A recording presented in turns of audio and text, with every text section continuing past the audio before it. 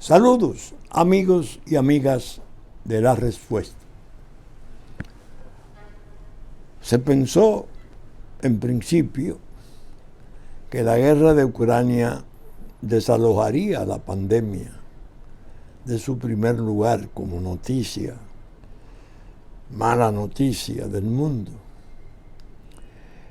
Y en cierto modo ha sido así, por la profusión de las informaciones acerca de la guerra.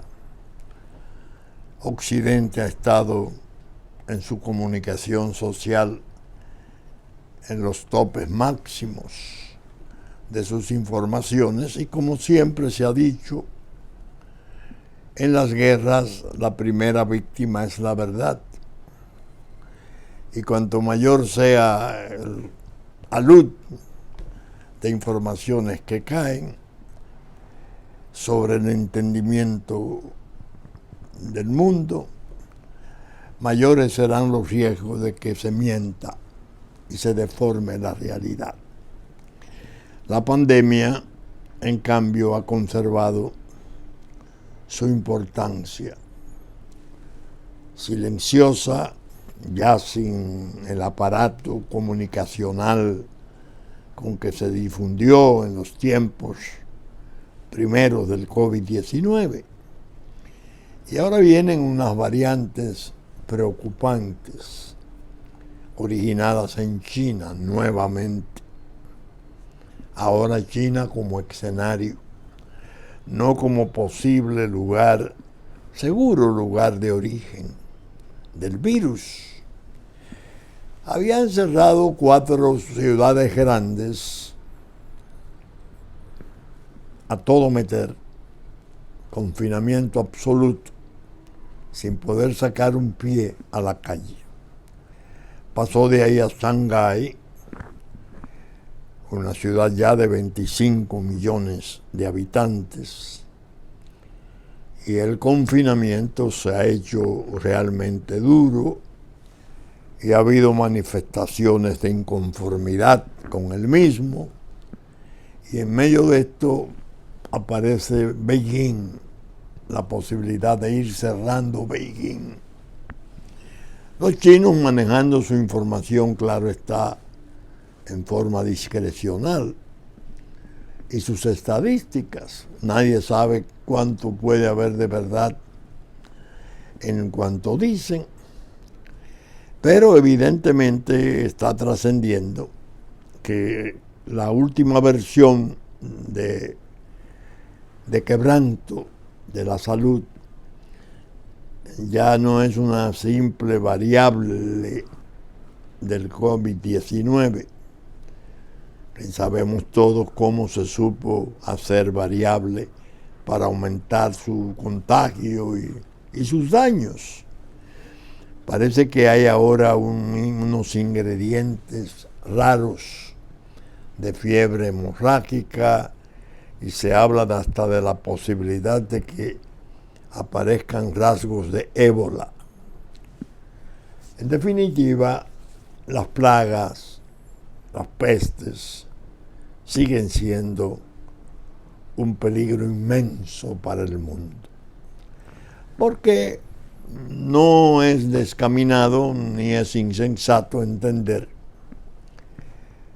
que puede estar en curso una fase nueva de guerras biológicas, y que quizás el mundo ignore hasta dónde las superpotencias están de un modo u otro decididas a ir adelantando la catástrofe. No se puede confiar. Sobre todo, las exploraciones científicas han sido frustratorias. Hay desencanto en cuanto a la eficacia de la ciencia para determinar a tiempo. Y el mundo ha estado mucho tiempo, ya cerca de 3 años, bajo la férula de esas crisis. Naturalmente, al sobrevenir la guerra de Ucrania, pues todos pensamos, bueno, será la guerra la primordial, porque rango tiene. Y ahora en estos días he estado pensando, como es lógico que se piensa en tiempos de pandemia, mucho más tiempo, mayor soledad, en las guerras en general, recordando las experiencias tanto de la Primera como de la Segunda Guerra Mundial, de la Guerra de Corea, de la Guerra de Vietnam, de la Guerra de Medio Oriente, y uno va pasando revista a todo lo que ha oído, todo lo que le ha servido para orientarse en medio del horror, el horror que ha sido esas guerras. Hay un testamento, no tengo ahora mismo a la mano la circunstancia en que él lo dictó, de un hombre de guerra que fuera capitán durante la Primera Guerra Mundial, muy distinguido, muy condecorado, y después en la Segunda terminó por ser el comandante en jefe de los ejércitos aliados, radicado fundamentalmente en Gran Bretaña, su mando, hasta que se reveló esto plenamente cuando la invasión de Normandía y se iba a recuperar Europa, que había sido ocupada en forma espectacular por las tropas de Hitler. Dwight Eisenhower, un oficial norteamericano muy, muy distinguido y respetado, que incluso después de terminada la guerra pasó a ser candidato presidencial en Estados Unidos por el Partido Republicano y ganó la presidencia. Cumplió sus 2 periodos.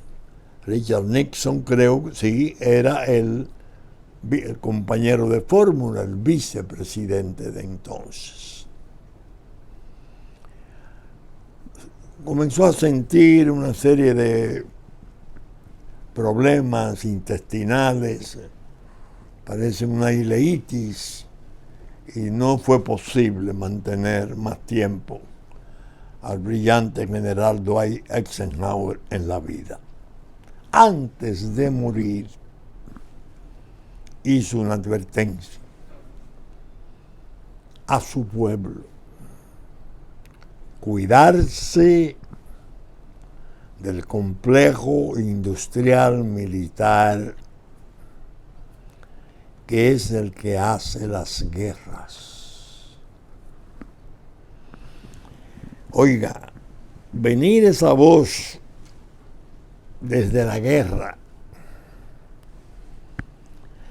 ofrecida como testimonio testamentario a su pueblo: mucho cuidado con el complejo industrial militar, es decir, la industria del armamento, que es el que hace las guerras.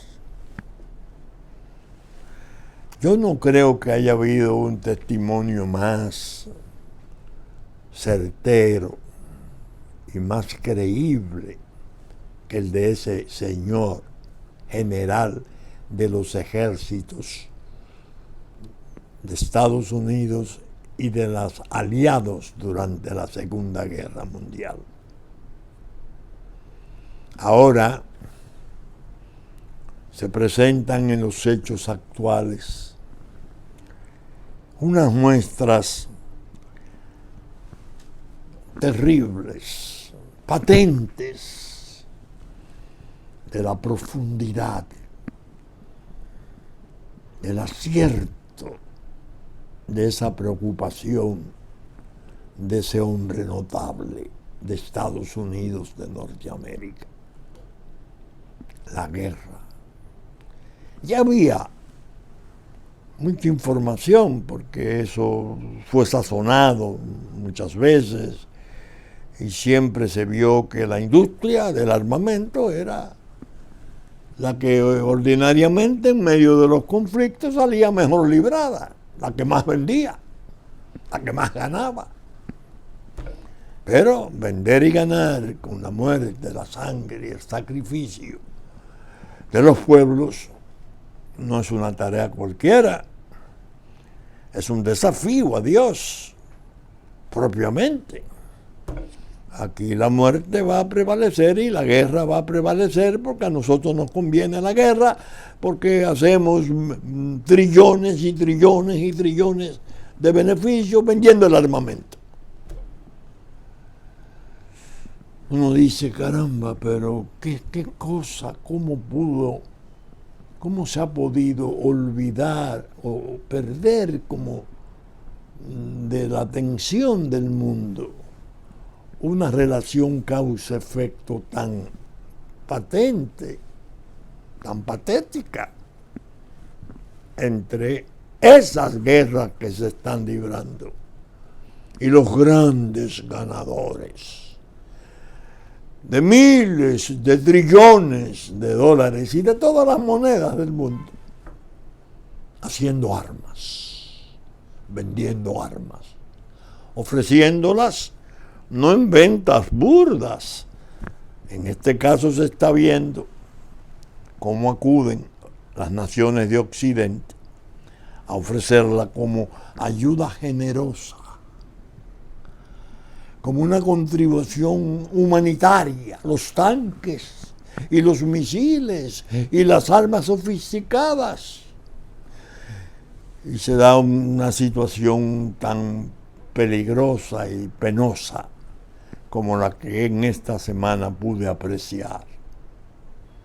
El señor Blinken, secretario de Estado de los Estados Unidos de Norteamérica, acompañado del secretario de Estado de Defensa, el señor general Austin, retirado, fueron a Ucrania y dieron rueda de prensa y hablaron con Zelensky, el presidente de Ucrania.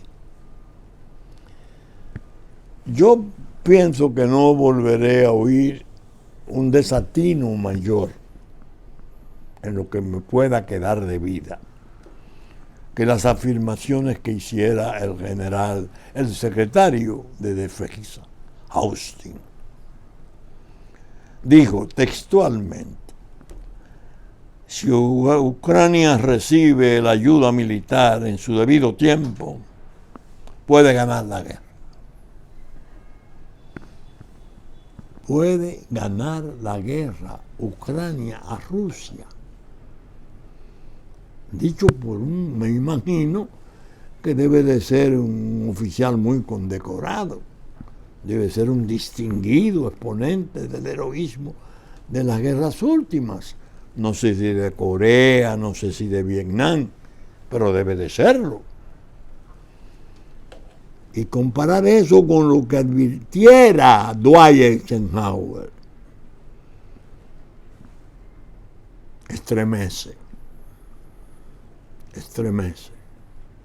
Qué prueba tan flagrante esa afirmación de un secretario de Estado de Defensa, concebir que si Ucrania recibe el armamento en el momento adecuado y en las condiciones adecuadas, gana la guerra a Rusia, a la detentadora de 27,000 ojivas nucleares, en la que se ha tenido como superpotencia cuando el mundo era bipolar, Unión Soviética, pero Rusia en el núcleo, en el centro. Ganarle a Ucrania la guerra, por Dios. Y entonces se siguen dando pruebas desoladoras. El presidente Biden, Dios mío, pide 33.000 millones de préstamos de dólares, de fondos, de recursos para ayudar a Ucrania. Y habla de que la guerra va a durar meses. Sí, prepárense que esto puede durar meses, y otros llegan a decir, y hasta años de guerra. Entonces, cuando se hicieron los intentos de la paz entre Erdogan de Turquía, el representante de Israel y Zelensky, que se llegó tan cerca de la paz, que estuvo ahí, que se veía claramente. Bueno, Putin hizo una operación militar, no declaró la guerra a Ucrania, una operación militar especial, porque tenía interés de proteger a la etnia rusa en el Donbass, que estaba siendo sacrificada por el ejército de Ucrania. Pero tan pronto tome el Donbass, y ya se declararon repúblicas independientes, el Donetsk y la otra Lugansk. Bueno, ya la guerra está a mano, porque sería una locura pensar que pueden ir a procurar la Crimea. La Crimea, que hace ya desde muchos años ya recuperó Rusia, que celebraron incluso referéndum y probaba claramente que la inmensa mayoría de la población de Crimea se siente cómoda y entiende que sus vínculos son de Rusia, sus orígenes son de Rusia. ¿Cómo? Entonces se está animando la idea de que puede la guerra durar meses o años, y que si siguen llegando los recursos, esos recursos oportunos pueden llevar a Ucrania a ganar la guerra. Y OTAN y Occidente en los límites, en la frontera, mandando las ayudas, los trenes, con los tanques, con los misiles, y la Rusia contestando con una precisión quirúrgica y terrible, de alta tecnología. 7 estaciones ferroviarias voladas de forma simultánea. Y un Putin que dice, bueno, si las naciones siguen alentando a Ucrania a atentar contra el territorio y contra instalaciones soviéticas, entonces los términos van a cambiar y se va a volver más dura. Lo que quiere decir, miren señores, si yo hubiera estado en guerra real con Ucrania, yo hubiera utilizado no 80.000 hombres de mi ejército de 1 millón, yo hubiera usado toda la capacidad militar y eso te hubiera barrido. Pero el problema es que tenemos mucha gente de la etnia y del habla, de la lengua rusa, adentro, y no podemos matar nuestra propia gente. Entonces estamos buscando que en tal hospital un batallón se alojó, que llevó un escudo humano, porque es hospital y hay gente de habla rusa ahí, y Putin sabe que si toca ahí va a producir daños que no le convienen. La guerra quirúrgica, aquí, allí, que por supuesto ha ido en forma progresiva, demostrando que Rusia ha alcanzado sus objetivos. El Donbass está subiendo, y en la medida que se va aumentando la intensidad, Odessa, el problema se puede escalar en proporciones catastróficas, que es la parte peligrosa de la situación. Odessa y Rumanía mueve sus armas porque hace frontera con una que tiene una división rusa hace 10 años, Moldavia, porque es propiamente rusa. Y, no, si le damos las armas, ganan, sí, cómo no. ¿Cómo van a ganar? Y el pueblo de Ucrania vaciándose, 5 o 6 millones de refugiados desesperados que salen en las líneas de tiros. Esas Naciones Unidas, tan turbias, peligrosas como siempre. El señor Guterres va a hablar con Putin. Putin le hace un desprecio innegable, no le da la mano, lo sienta en una mesa a 30 metros, los dos. ¿Qué hablaron? No se supo, al menos yo no tuve información.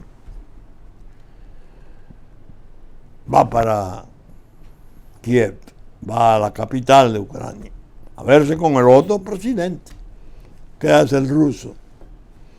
Le hace llegar 4 misiles el mismo día que llega.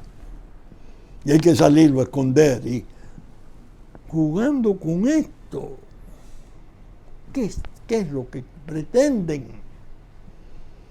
Se produce un incidente trágico de eso que la historia sabe ofrecer. Y se escala la guerra. Y todos sabemos que si nos fuimos a términos nucleares, desapareceremos todos. Así como suena. Se quema la atmósfera, se arruina el clima, no hay cosechas, no hay alimento, el frío, todo lo que trae una catástrofe de una conflagración nuclear, liquida a la humanidad. Eisenhower, cuídense del complejo industrial militar, que es el que hace las guerras. Hombre de guerra, hablando del peligro de la guerra y quién la hace. En esos niveles, mírenlo ahí. ¿Cuántos trillones y trillones de dólares están en juego ahí? Ya Alemania anunció su rearme. Se va a rearmar Alemania.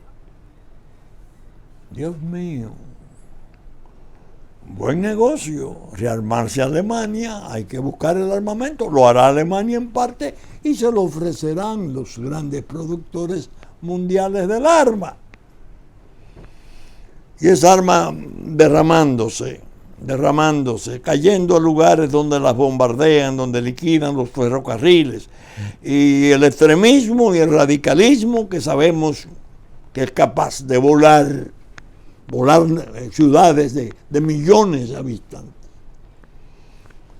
Con más acceso a esas armas, las podrán obtener con mucho mayor seguridad que en la paz. En medio de la guerra, sacan un arma, sacan 2 armas. Ya no son bombas sucias, son bombas reales, no artefactos ahí hechos artesanalmente, no, bombas reales. ¿En manos de quiénes? De los grupos de yihad que mueren cantando, que van para el paraíso encantado. No le interesa saber el destino de la vida de los otros, siempre que sea por su causa.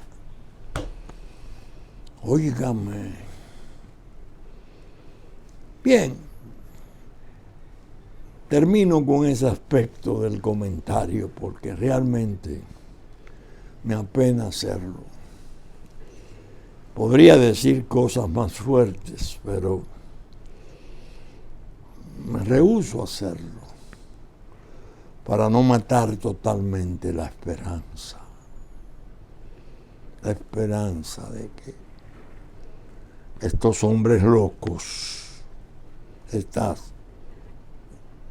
entiendan que están jugando con la paz, con la vida del mundo, jugando a la guerra en Ucrania y quizás propiciando lo peor. Yo recuerdo en el mismo orden de ideas, algo que consideré desde el principio, desde que se produjo, notable, que debía de ser oído con cuidado y que debía pasar a ser parte de los valores y de la percepción de los valores. Cuando le concedieron a Yitzhak Rabin y a Yasser Arafat en 1994, en octubre, sendos premios Nobel, galardonados porque realizaron una contribución histórica al proceso de paz, sustituyendo la guerra y el odio por la cooperación a través de su compromiso con los acuerdos de Oslo y su posterior empeño en llevarlos a la práctica. Ambos asesinados luego. ¿Qué dijeron en discursos separados? ¿Qué parte común hubo en esos discursos? Nosotros hemos hecho la guerra desde la adolescencia. Yitzhak Rabin de Israel, Arafat por igual. Y sabemos lo que es la guerra y sabemos lo valioso que es la paz. Ambos asesinados después. Caramba, los heraldos de paz que advierten al mundo, somos nosotros quizás los más apropiados para hablar del percance horrible de la guerra, porque hemos sido guerreros desde adolescentes y sabemos de sus horrores. Muy bien, brillantes, asesinados los dos. Porque la feria, la juerga de la muerte, tiene que seguir. Tiene que seguir. Y ahí la vemos. Encendida en el centro de Europa, hacia el este mucho, pero en Ucrania, que fue el granero de Europa y del mundo, en cierto modo, y que hoy está siendo sometido a una prueba horrible, su pueblo. ¿Cuáles son los intereses que sabotearon esa paz que lograra Erdogan de Turquía y el representante de Israel? Que era ya casi para firmar que estaba un acuerdo que se llegó. ¿Quién saboteó eso?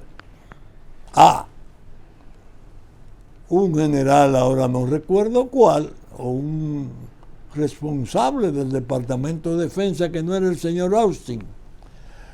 Rusia ha demostrado que no tiene capacidad para vencer a Ucrania. Rusia ha sufrido derrotas en Kiev. Rusia se ha reducido y nuestro interés es reducir a Rusia. Y el presidente Biden de Estados Unidos que dice, vamos a quitarle el dinero a los varones de la droga y del robo de Rusia. Para ese dinero que le vamos a quitar, dárselo a Ucrania. ¿Para qué, presidente Biden? Para el alimento, bien. Para las armas, mal. El tráfico que puede estar establecido por establecerse ahí posiblemente no tenga precedente en la historia. Tráfico de armas, ganancias infinitas en una industria de muerte y horror. Es decir, la situación mundial no es buena. No es buena. Aunque la quieran endulcorar y colocar las cosas en planos benignos, no. La situación mundial es penosamente trágica. como hacía décadas que no se había visto expuesta. Bien, falta ahora otro capítulo. ¿Qué va a pasar en Taiwán?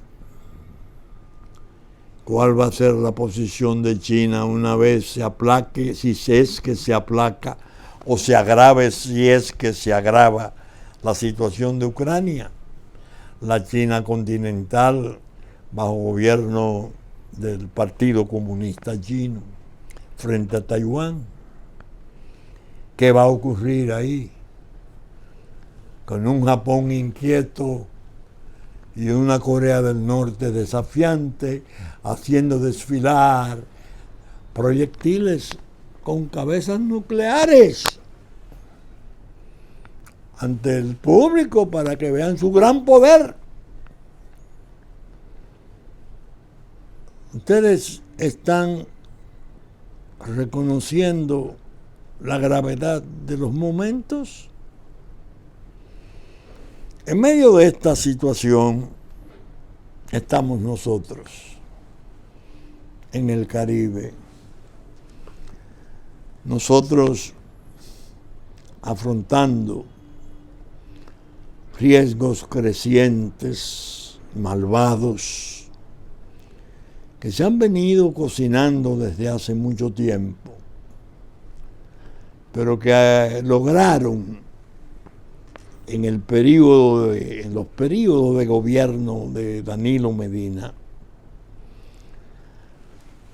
asentarse entre nosotros en una forma realmente lamentable y preocupante. Tenemos el problema de la desgracia mundial, del desorden, del caos, de ese estado colapsado, en manos de bandas criminales, con armamento de primera clase, con control territorial casi de un 80%. Ahora salían las fotos, la población despavorida, entre el fuego de nosotros. Del 15 al 20, nuestros cónsules en 5 consulados otorgaron visas, cobraron por ellas del orden de 3.700 millones de pesos. Están aquí. No se investigó nunca, ni se supo nunca cuál era la realidad de sus móviles para viajar. Están aquí, ya los vemos. Incluso van ganando terreno y ya vimos en las exposiciones de la fiesta popular cómo se están haciendo los ensayos culturales para apretar el programa de... Eso es una locura, entender que ahí puede haber 2 naciones en esa isla. El señor Almagro ya lo dijo, que él no había visto eso nunca, porque no ha pasado por el Mediterráneo, ni sabe la diferencia que hay entre los greco-chipriotas y los turco-chipriotas. Nosotros, en medio de esta situación, se produce una visita que me ha llamado la atención. El presidente Iván Duque, presidente de Colombia, nos visita. Viene de madrugada, es recibido con todo el honor que merece. El presidente Abinader no trascendió lo tratado. Se hablará de intensificar las relaciones fraternales, históricas, toda esa, no voy a decir esa basura, todo eso que se ha servido siempre en forma hipócrita en cuanto a los nexos reales de las naciones americanas. Una serie de intereses y de... ¿Qué van a tratar? No lo sé. Colombia, ya el presidente Duque admitió que los comandos colombianos que vinieron a hacer lo que dice la autoridad haitiana. Pero para decirlo, de seguro se apoyó en las informaciones de su propia inteligencia, de sus propios investigadores, que colaboraron como investigadores internacionales y con investigadores, diríamos, haitianos, si es que eso puede aparecer en un caos como ese. Dijo, no, en realidad ellos fueron a eso. ¿A qué? A matar al presidente de Haití. ¿Y por qué? El presidente de Haití había estado en Turquía. Moïse había hecho un tipo de contacto auspicioso con Rusia a través de su canciller. Había contratado 2 plantas de energía, una para Cabo Haitiano y otra para Puerto Príncipe. Semanas antes, 1 o 2 meses antes de su muerte, de su asesinato. Óigame, eso cayendo como una especie de manto de sombras en la isla. ¿Qué van a tratar nuestros presidentes, Luis Abinader e Iván Duque? ¿Qué sabrá el presidente de Colombia que quiera transmitírselo y departirlo directa y personalmente con el presidente nuestro? Que no es para ser manejado por Cancillería, ya se sabe, de alta inseguridad, porque sus lealtades están totalmente ensombrecidas y están sirviendo a la traición nacional. ¿Qué es lo que va a pasar? Yo digo que eso es un tiempo tan raro, tan peligroso, tan difícil, que los que han estado maquinando contra el país desde la traición, en la forma en que lo han hecho, en la venta del país, que propiamente fue lo que el Estado dominicano sufrió cuando lo administraba el gobierno de Danilo Medina. Venta, pagada en visas. $500,000, van $500,000. Andamos cerca de 2 millones de invasores, de habitantes ilegales, frente a los cuales no se puede esgrimir la Constitución, el artículo 18 de esta.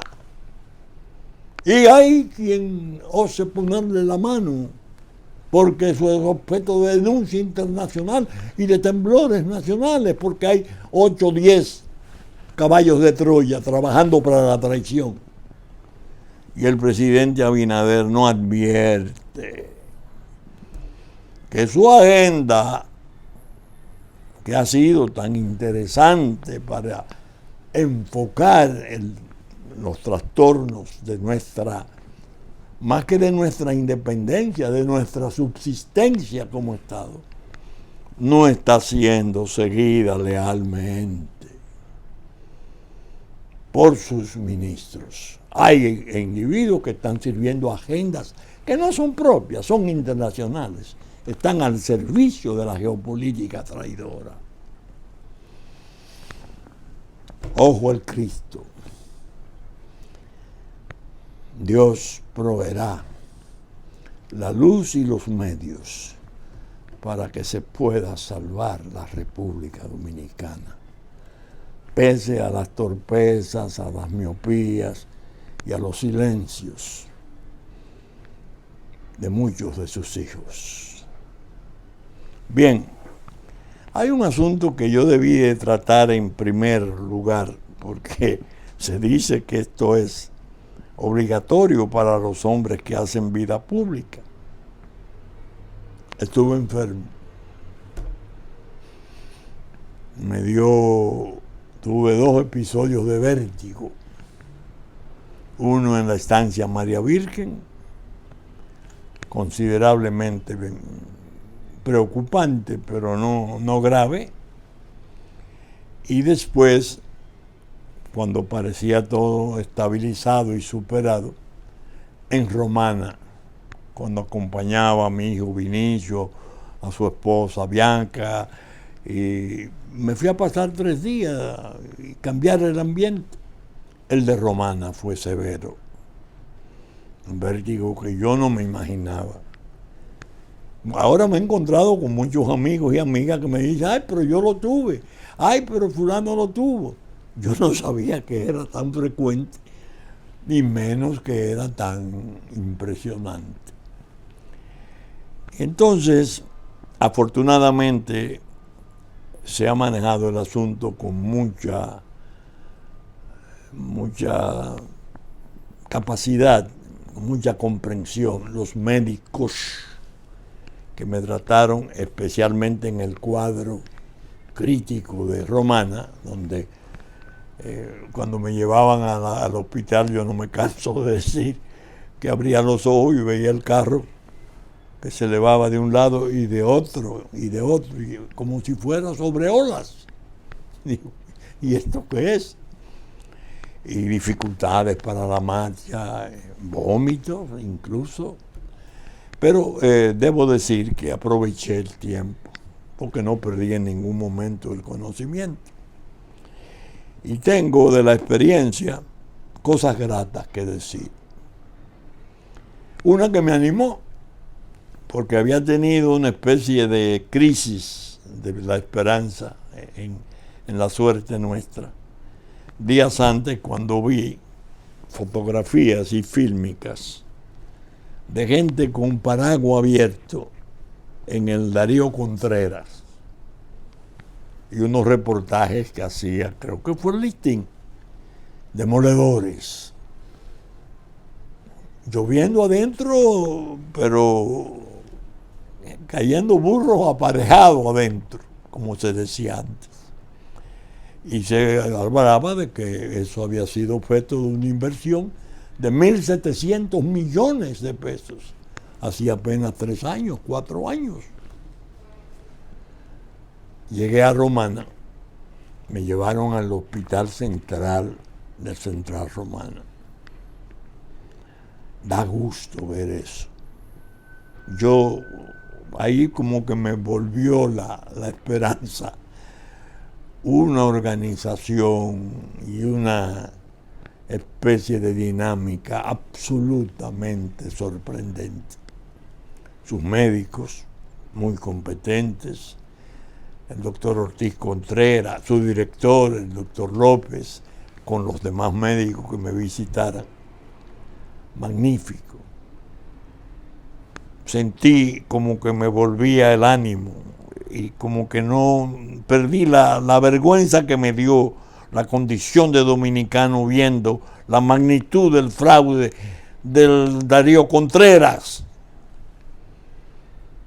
Y sobre todo, sabedor como soy de a quién se atribuyó la obra, cómo se hizo. Un horror. Pero no terminé ahí. Seguí entre mis médicos jóvenes, una muy competente, excelente, la doctora Diplan, que es especialista en vértigo. Me manejó el asunto con una destreza enorme y está todo bajo control. Otros médicos interesantísimos, ¿no? Pedro Ureña, José Joaquín Puello, mi gran amigo, y mi sobrino nieto, el doctor Moisés Castillo Bretón, que es brillante, En definitiva, tuve la suerte de esto. Pero le voy a dar un consejo al presidente Abinader. Los hospitales públicos son vitales. Siempre que la dirección sea idónea y los recursos apropiados. Sobre todo porque es donde más acceso tienen las masas más carenciadas, más empobrecidas. Y yo le voy a hacer una reminiscencia, quizá pintoresca, pero que no tiene nada de ello. En 1961, siendo yo diputado al Congreso Nacional, muerto Trujillo, visitó mi pueblo San Francisco el presidente Balaguer. Estuvimos en el ayuntamiento, pronunció un discurso magnífico anunciando la eliminación del impuesto del café y el cacao, y nos dice, yo estaba junto a él, quiero ir a la inauguración del Banco de Reservas, una sucursal que se conserva maravillosamente en la calle San Francisco. Cuando estamos ahí dice, yo quiero ir al hospital, al San Vicente de Paúl, y fuimos. ¿Qué hizo ese presidente? Se fue a la cocina y pasó un rato entrevistando a todas las mujeres que estaban trabajando en la cocina. Preguntó las raciones, la calidad, la probó incluso algo que, una especie de sopa que estaban haciendo.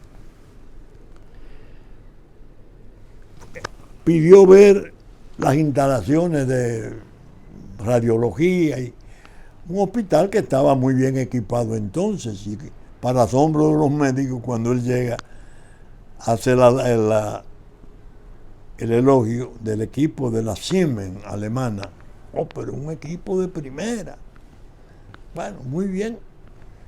Observó, y cuando salió le dice al gobernador Brea, yo lo he hecho otras veces, traigo unos pequeños recursos, porque este hospital tan importante está en un monte, no hay calzada, no hay calles, esto hay que hacer sus calzadas y sus contenes y mejorarle las calles en un hospital importante. Uno de los amigos míos que andaba en la comitiva oyó y oía lo que el presidente hablaba y me dice al salir, bah, ese hombre está definitivamente loco. Balaguer. ¿Y por qué? Porque él se va en estos días, lo van a echar en estos días. Y él está tomando medidas ahí como si eso fuera, como si fuera el presidente por largo tiempo. Bueno, pasó el tiempo, vino Balaguer al poder, se va a inaugurar la presa de Tavera. Invitan en los pueblos, a mí me invitaron y yo fui. Invité al amigo que me había hecho el comentario.